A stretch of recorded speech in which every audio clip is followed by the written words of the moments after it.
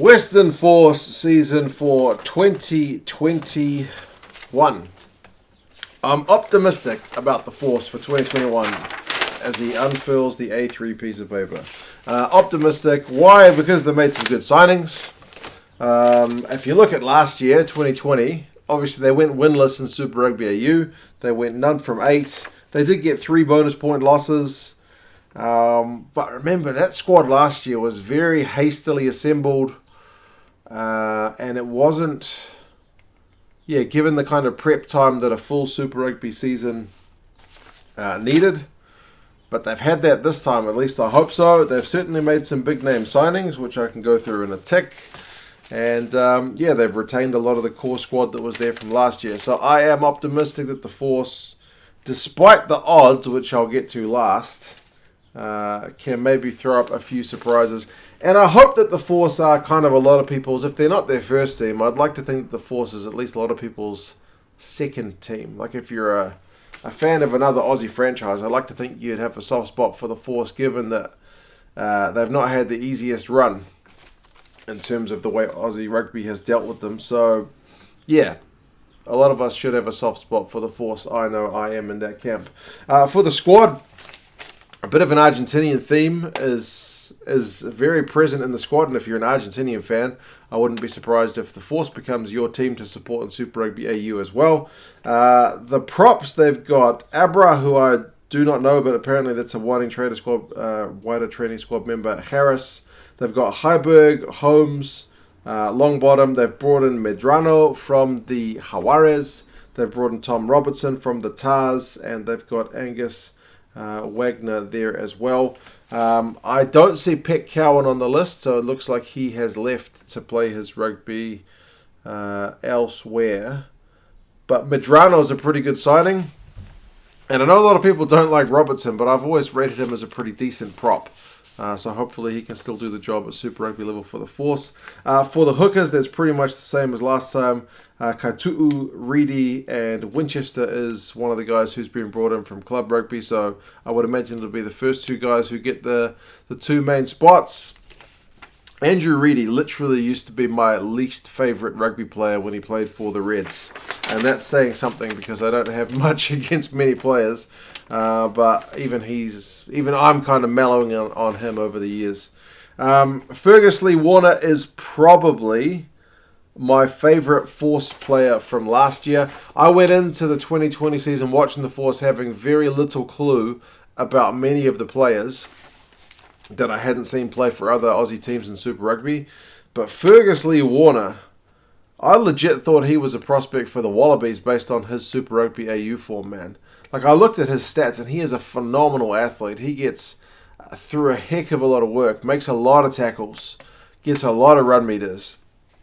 The area of his game where maybe he didn't do that well was his line-out numbers, but that's not necessarily about him. That's the way the team choose to use him, whether they lift him for line-outs or not. So,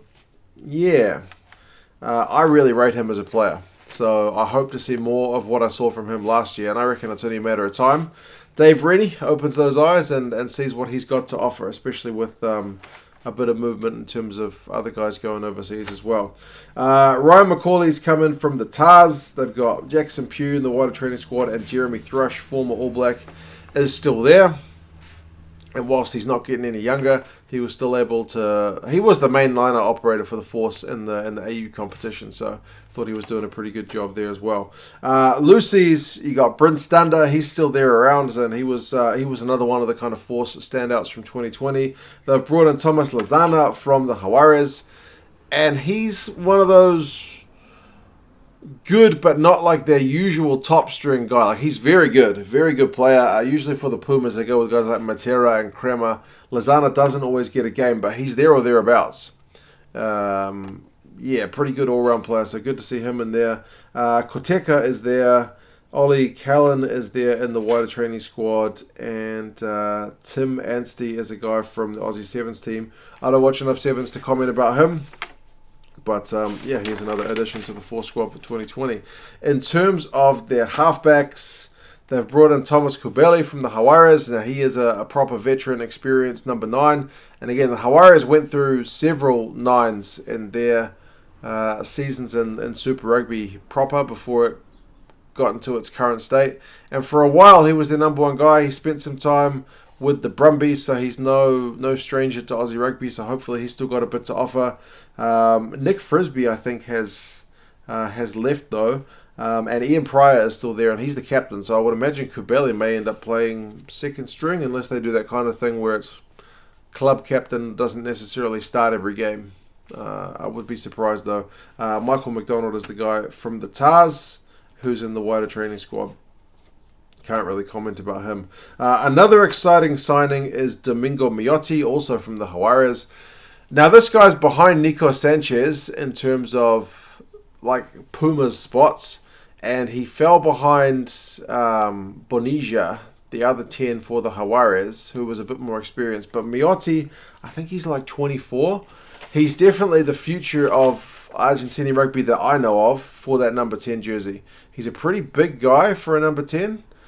He's not real bulky, but he's got a bit of height on him. He's got a bit of pace on him. He's got a pretty good kicking game. I watched the final 20 minutes of that Brumbies and Force trial game the other day. And he put a little dinking kick through for a try for one of the guys out on the wing. So, yeah, he's a proper talent. I hope he gets some minutes. I know you got John O'Lance there as well, and John O'Lance did some really good things for the Force last year. But I hope Domingo Miotti gets a start, and I hope he gets a chance to run the ship, because he's still a young man. Like I said, he's not really had a chance to be the number one guy. He was that way with the Jaguares for a while, but I can't remember why he fell behind Bonija again. Was it injuries? Was it tactics? But I would love to see him get a crack. And I think the Force would benefit from that as well. Midfielders, you've still got Richard Kahui, you've still got Kyle Godwin, who both played for the Force last season. Tavita Kuridrani is one of the bigger signings. So he'll be there competing for that number 13 jersey. They've also got Henry Ta'afu from last year, who was also pretty impressive. He scored at least a couple of tries. And Grayson Makara, who I don't know, but he's in the wider training squad.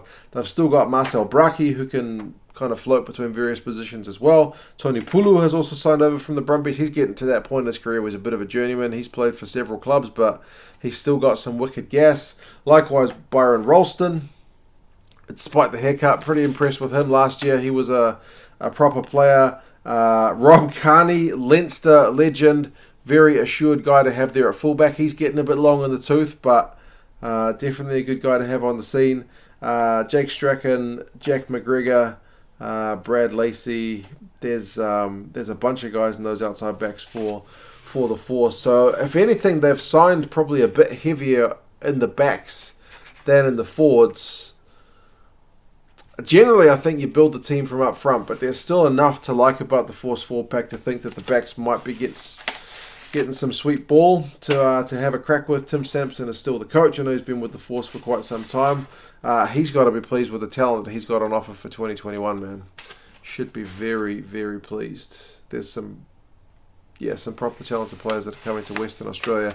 Hopefully we get to see some games in Western Australia. That was brutal on the Force last year, having to play essentially all those games on the road, like the road trip. I don't want to say from hell, because we all got to see them playing rugby, but obviously you'd like to go home, spend some time with your family, sleep in your own bed for a change, but didn't have a chance to do that last year. So, yeah, that's the squad for the most part. I should have mentioned that Henry Stowers doesn't look to be with the squad anymore either. I did have a quick look to see which guys had left, but there was a few names like Pick Cowan, like Nick Frisby, Henry Stowers, so not all the same guys as last year, as to be expected. The fixtures, they start with a home game to the Brumbies, from what I saw, and they get the bye in the second week, which is kind of an awkward spot to have a bye because you don't really get to build any momentum, so that's not ideal, but a home game to start with, albeit against the defending champions, is kind of nice. You'll have the Pulu against Brumbies, the Kuridrani against Brumbies factor in that as well. Waratahs away in the third round, Rebels at home, and then a stretch of 3 games away, plus a bye in there. It's not the nicest fixtures list. It's not been the kindest to the Force, but I don't know. We'll see. The average age, I did have a look at the Rugby Fixation Twitter channel. If you like rugby Twitter stuff, Rugby Fixation actually put out some good numbers. They stopped me from having to look up these numbers, so I thank them for that. Average age of the Force squad is 27.7 years. According to Rugby Fixation, which makes it the oldest squad in the Aussie and New Zealand Super Rugby seasons this year. oldest club. So that's with that comes a bunch of experience. They've got the most Super Rugby caps and most Test caps of any Super Rugby squad, which seems phenomenal. But I guess you got a few guys with a whole bunch of caps. But yeah, it's not always easy to get a bunch of veterans together and form a team. So that's probably going to be the biggest challenge for the Force. If you guys have got long memories and you followed any of the New Zealand teams, the Highlanders did that several years ago, a long time ago now, where they signed like some big All Black names, like they got Brad Thorne over there, they got Ma'anonu, they got Tony Woodcock, who were all towards the tail end of their careers. And that season for the Highlanders went really poorly. It's like the old dogs that couldn't fit in with the new structures. And then Jamie Joseph, who was the coach at the time, ended up getting in a bunch of young guys and guys who were kind of offloads from other teams that didn't want them anymore, and he managed to get them into a Super Rugby winning team. So I'm not saying it's impossible, but I'm saying it's both a blessing and a curse to have all that experience, which means you guys' nerves should be pretty good, but it's also a bit of a curse to try and get them all on the same page to make sure they're all playing the same way. But we'll see. I've got a bit of faith in the Force. I certainly think they'll do better than they did last year. The odds at the bookmakers, from when I looked up, they got them finishing last, but they're equal with the Rebels. So I'm sure Force fans would certainly like to finish above the Rebels, if nothing else. And man, if these guys click, you got a lot of international caps there, so why can't they push for one step further? I don't know, we'll see. Let's just be happy the Force are still playing rugby at this level. They've signed a bunch of big name players, which can only be good for the game over there. They should be able to get some wins under the belt this year, and hopefully, if COVID stuff stays under control, we're able to see games played over in Western Australia. But we will see. You guys let me know your thoughts. Who are you backing as your biggest signing? Do you think signing some guys, some pretty senior guys like Kubeli, like Carney, who are into their 30s, is going to be a mistake? Or do you think their experience they can trickle down to some of the younger guys will work wonders? We'll see. You guys let me know your thoughts. Talk to you guys soon. See you later.